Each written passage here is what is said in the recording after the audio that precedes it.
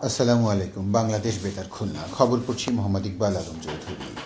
আসন্ন ত্রয়োদশ জাতীয় সংসদ নির্বাচনের প্রস্তুতি ও গণভোটের প্রচার ও ভোটারদের উদ্বুদ্ধকরণ এক মতবিনিময় সভা গতকাল খুলনা জেলা প্রশাসকের সম্মেলন কক্ষে অনুষ্ঠিত হয়।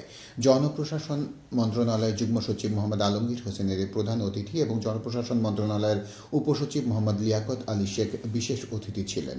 সভায় জানানো হয়, গণভোটের মাধ্যমে রাষ্ট্রের সকল কাঠামো সংস্কারের আওতায় আসবে। গণভোট হবে 4টি বিষয়ের ওপর: নির্বাচনকালীন তত্ত্বাবধায়ক সরকার, নির্বাচন কমিশন ও অন্যান্য সাংবিধানিক প্রতিষ্ঠান গঠন, 2 কক্ষ বিশিষ্ট জাতীয় সংসদ, সংসদে নারী প্রতিনিধিত্ব বৃদ্ধি, বিরোধী দল থেকে ডেপুটি স্পিকার ও সংসদীয় কমিটির সভাপতি, মৌলিক অধিকার, বিচার বিভাগের স্বাধীনতা, প্রধানমন্ত্রীর মেয়াদ, রাষ্ট্রপতির ক্ষমতা সহ তফসিলে বর্ণিত যে 30টি বিষয়ে জুলাই জাতীয় সনদে ঐকমত্য হয়েছে সেগুলো বাস্তবায়নে আগামী জাতীয় সংসদ নির্বাচনে বিজয়ী রাজনৈতিক দল বাধ্য থাকবে। এছাড়া সকল দপ্তরের কর্মকর্তাদের নিজ নিজ সামাজিক যোগাযোগ মাধ্যমে ও সেবাগ্রহীতাদের মাঝে গণভোটের বিষয়ে প্রচারণার জন্য অনুরোধ জানানো হয়। খুলনা জেলা প্রশাসক ও রিটার্নিং অফিসার আসম জামশেদ খন্দকারের সভাপতিত্বে স্থানীয় সরকার দপ্তরের উপপরিচালক, অতিরিক্ত জেলা প্রশাসকগণ, অতিরিক্ত জেলা ম্যাজিস্ট্রেট ও জেলা নির্বাচন অফিসার সহ জেলা পর্যায়ের সরকারি কর্মকর্তা ও উপজেলা নির্বাহী কর্মকর্তাগণের সময় উপস্থিত ছিলেন। বিট পুলিশিং ও আইন শৃঙ্খলা বিষয়ক এক মতবিনিময় সভা গতকাল সাতক্ষীরার কলারো উপজেলার কাজিরহাট বাজার প্রাঙ্গণে অনুষ্ঠিত হয়। সভায় এলাকার সার্বিক আইন শৃঙ্খলা পরিস্থিতি পর্যালোচনার পাশাপাশি অনলাইন জুয়া, মাদকদ্রব্যের অপব্যবহার, চুরি, ডাকাতি, ছিনতাই সহ বিভিন্ন সামাজিক অপরাধ প্রতিরোধ, জনসচেতনতা বৃদ্ধি এবং বিভিন্ন বিষয় নিয়ে বিস্তারিত আলোচনা করা হয়। পুলিশ সুপার মোহাম্মদ আরিফিন জুয়েল এতে প্রধান অতিথি ছিলেন। অতিরিক্ত পুলিশ সুপার, অফিসার ইনচার্জ সহ বিভিন্ন রাজনৈতিক দলের নেতৃবৃন্দ, এলাকার সর্বস্তরের জনগণ এবং প্রিন্ট ও ইলেকট্রনিক মিডিয়ার সাংবাদিকবৃন্দ এ সময় উপস্থিত ছিলেন। এদিকে খুলনার কলেরা থানা পুলিশের এক সুধী সমাবেশ ও মতবিনিময় সভা গতকাল থানা চত্বরে অনুষ্ঠিত হয়। পুলিশ সুপার মোহাম্মদ মাহবুবুর রহমান এতে প্রধান অতিথি ছিলেন। সভায় জানানো হয়, মাদক, অস্ত্র, ইফটিজিং, বনদস্যু ও চোরাকারবারিদের বিরুদ্ধে পুলিশের অভিযান অব্যাহত এবং আগামী নির্বাচন সুষ্ঠু, নিরপেক্ষ ও গ্রহণযোগ্য করতে জেলা পুলিশের সকল কার্যক্রম চলমান রয়েছে। অতিরিক্ত পুলিশ সুপার, সহকারী পুলিশ সুপার, অফিসার ইনচার্জ, বিভিন্ন শ্রেণী পেশার মানুষ সহ প্রিন্ট ও ইলেকট্রনিক মিডিয়ার সাংবাদিক ও সুধীবৃন্দ এ সময় উপস্থিত ছিলেন। মাসিক অপরাধ পর্যালোচনা সভা গতকাল যশোর পুলিশ সুপারের কার্যালয়ের কনফারেন্স হলে পুলিশ সুপার সৈয়দ রফিকুল ইসলামের সভাপতিত্বে অনুষ্ঠিত হয়। সভায় জেলার অপরাধ পরিসংখ্যান, আইন শৃঙ্খলা পরিস্থিতি, অপরাধ নিবারণ, মামলা রুজু ও নিষ্পত্তি পর্যালোচনা এবং গুরুত্বপূর্ণ ও চাঞ্চল্যকর মামলাসমূহের তদন্তের অগ্রগতি পর্যালোচনা করা হয়। অতিরিক্ত পুলিশ সুপার, সার্কেল কর্মকর্তাগণ, সিআইডি, পিবিআই, সকল থানার অফিসার ইনচার্জ, কোর্ট ইন্সপেক্টর ও ট্রাফিক ইন্সপেক্টর সহ জেলা পুলিশের অন্যান্য সদস্যবৃন্দ সভায় উপস্থিত ছিলেন।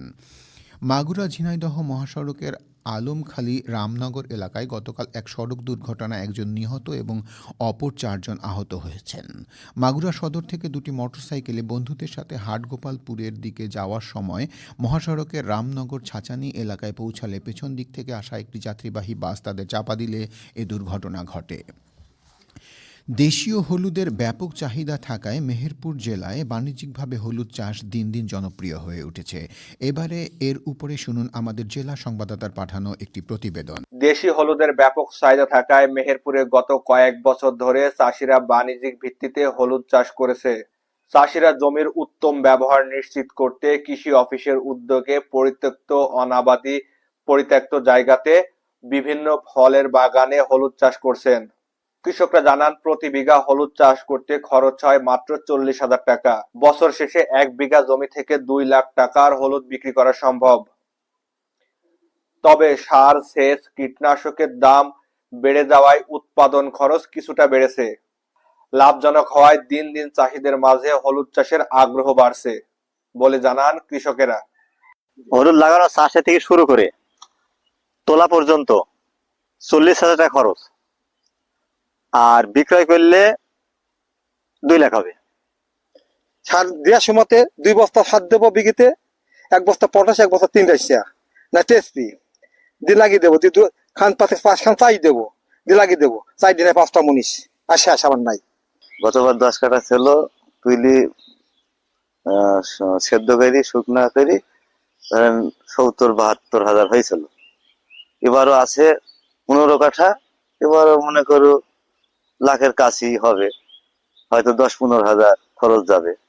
হলুদ লাভজনক মশলা জাতীয় ফসল যা পতিত অনাবাদি জমিতে চাষ করা যায়। প্রতি একরে 6 থেকে 7 মেট্রিক টন হলুদ উৎপাদন হয়।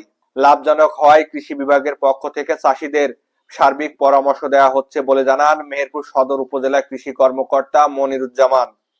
চাহিদা অনুযায়ী যদি আমরা ফসলটা বিশেষ করে এই হলুদটা উৎপাদন করতে পারি তাহলে আমাদের কৃষক যেমন সাথী ফসল একটা তারা ছায়াযুক্ত জায়গায় বিভিন্ন ফলের জমিতে এটা চাষ করে তারা লাভবান হচ্ছে, সাথে সাথে আমাদের কিন্তু জমিটার উত্তম ব্যবহার হচ্ছে। আমাদের মাঠ পর্যায়ে কর্মরত উপসহকারী কৃষি কর্মকর্তা যারা আছেন তারা কিন্তু যেহেতু আমাদের পরিবারগুলো অনুপরিবার হয়ে যাচ্ছে, ছোট পরিবার হয়ে যাচ্ছে, সেখানে তাদেরকে কিন্তু পারিবারিকভাবে এই হলুদের চাষ মশলা জাতীয় ফসলের চাষে কিন্তু তারা উদ্বুদ্ধ করছে এবং পরামর্শ প্রদান করছে। বিভিন্ন কৃষি বিভাগের তথ্য মতে জেলায় এবছর 360 হেক্টর জমিতে হলুদের চাষ হয়েছে। কাঁচা হলুদের উৎপাদন লক্ষ্য মাত্রা ধরা হয় 7,488 মেট্রিক টন। মেহেরপুর থেকে রাব্বি আহমেদ, বাংলাদেশ বেতার, খুলনা। মাসব্যাপী ফুটবল প্রশিক্ষণ গতকাল খুলনা বিভাগীয় মহিলা ক্রীড়া কমপ্লেক্সের মাঠে শুরু হয়েছে। যুব উন্নয়ন অধিদপ্তর খুলনার উপপরিচালক মোহাম্মদ মোস্তাক উদ্দিন প্রধান অতিথি হিসেবে মাসব্যাপী ফুটবল প্রশিক্ষণের উদ্বোধন করেন। খুলনা জেলার বিভিন্ন উপজেলা ও ইউনিয়ন ক্রীড়া প্রতিষ্ঠান, স্কুল, মাদ্রাসা থেকে খেলোয়াড়দের বাছাইয়ের মাধ্যমে সংগ্রহ করে এ প্রশিক্ষণ ক্যাম্প শুরু হয়েছে। খেলার খবর ফুটবল। সাতক্ষীরা দেবহাটা উপজেলার পারুলিয়া ফুটবল মাঠে 8 দলীয় ইউনিয়ন কাপ ফুটবল টুর্নামেন্টের গতকালের ফাইনাল খেলায় দক্ষিণ সখীপুর তাসফিয়া ফুটবল একাডেমি 4-1 গোলে শ্রীকলা অনির্বাণ ক্লাব একাদশকে পরাজিত করে চ্যাম্পিয়ন হওয়ার গৌরব অর্জন করেছে। ক্রীড়া মন্ত্রণালয়ের যুগ্ম সচিব মোহাম্মদ আবুল হাসান প্রধান অতিথি হিসেবে বিজয়ীদের মধ্যে পুরস্কার বিতরণ করেন। সবশেষে আবহাওয়া। আজ বেলা 1টা পর্যন্ত পূর্বাভাসে বলা হয়েছে ভোর 5টা থেকে পরবর্তী 4 থেকে 6 ঘন্টা দেশের নদী অববাহিকার কোথাও কোথাও মাঝারি থেকে ঘন কুয়াশার কারণে দৃষ্টিসীমা 200 মিটার কিংবা তারও নিচে নেমে আসতে পারে। এসব এলাকার নৌযানসমূহকে সাবধানে চলাচল করতে বলা হয়েছে, তবে কোনো সংকেত দেখাতে হবে না। খবর শেষ হলো। আমাদের পরবর্তী খবর প্রচারিত হবে দুপুর 12টা 10 মিনিটে বাংলায়।